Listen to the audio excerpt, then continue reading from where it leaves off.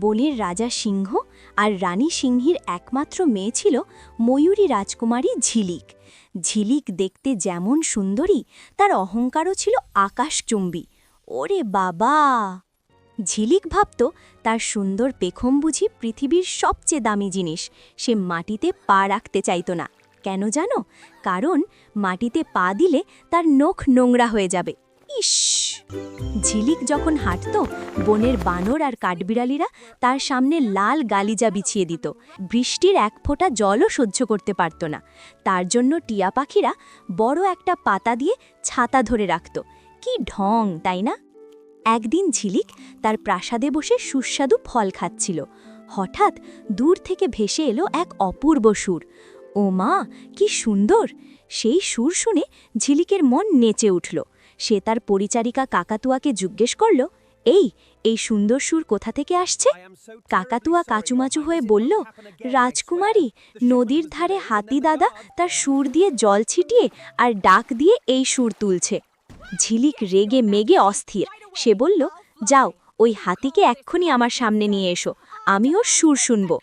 কিন্তু হাতি দাদা তো বনের খুব জ্ঞানী আর প্রকৃতির প্রেমিক। সে বলে পাঠালো, রাজকুমারী, বনের গান আর নদীর সুর তো ঘরে বসে শোনা যায় না। ওটা শুনতে হলে আপনাকে প্রকৃতির কোলেই আসতে হবে। শুনেই তো ঝিলিক রাগে আগুন। কি? সামান্য এক হাতির এত বড় সাহস! সে আমাকে প্রকৃতির কাছে যেতে বলে? আমার পেখম রোদে পুড়ে যাবে না? কিন্তু সুরটা এতই মিষ্টি ছিল যে ঝিলিক লোভ সামলাতে পারল না।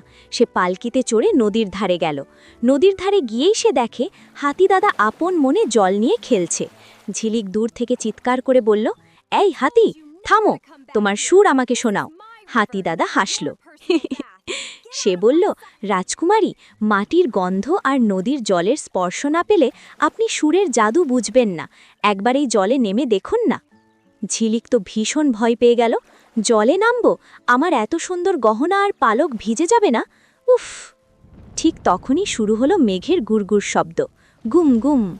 হঠাৎ আকাশ ভেঙে বৃষ্টি নামল, টাপুর টুপুর। কে নামতে গিয়ে পা পিছলে সোজা নদীর জলে ঢপ্পাস।